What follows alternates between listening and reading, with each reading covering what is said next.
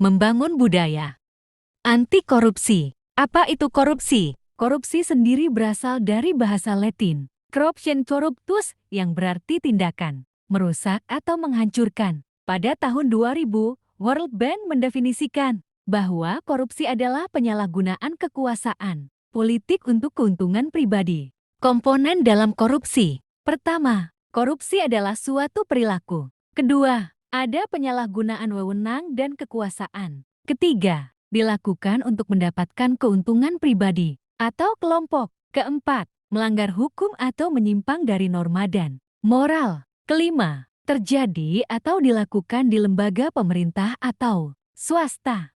Tindak pidana korupsi diatur di dalam 12 pasal di dalam Undang-Undang Nomor 31 Tahun 1999, Undang-Undang Nomor 20 Tahun ke-2001, terdiri atas 7 macam perbuatan utama. Apabila dijabarkan lebih rinci menjadi 30 bentuk perbuatan, hanya 2 dari 12 pasal dalam undang-undang tersebut yang berkaitan dengan kerugian keuangan dan perekonomian negara. 7 perbuatan utama korupsi: merugikan keuangan negara, suap, penggelapan dalam jabatan, pemerasan paksaan mengeluarkan uang.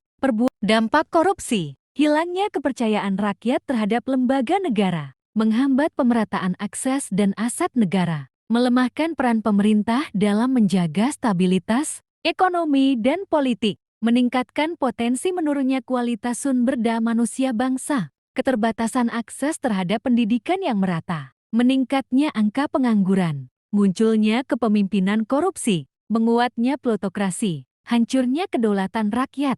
3 negara anti korupsi. Pertama, Finlandia. Nilai dasar rakyatnya menjunjung tinggi integritas dan kejujuran. Terdapat sistem integritas nasional. Sistem ini digunakan untuk mencegah praktik suap dalam pengadaan barang dan jasa, baik pada sektor bisnis maupun pemerintah. Kedua, Selandia Baru. Menjunjung tinggi sikap menghormati hukum, menerapkan transparansi hukum serta pengadilan yang imparsial. Transparansi oleh pejabat publik, menutup pintu korupsi dengan meningkatkan kualitas sistem pendidikan, menanamkan kebiasaan berlaku adil dan jujur. Melalui penerapan sistem pencegahan murid melakukan kecurangan, masyarakat Selandia Baru memiliki akses data publik yang diinginkan. Ketiga, Denmark. Denmark memberikan akses informasi pelayanan publik, sistem peradilan yang independen, dan mendorong integritas pada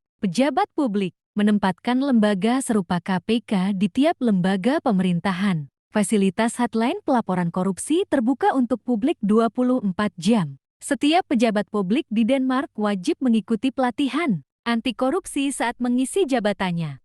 Tujuan akhir pemberantasan korupsi.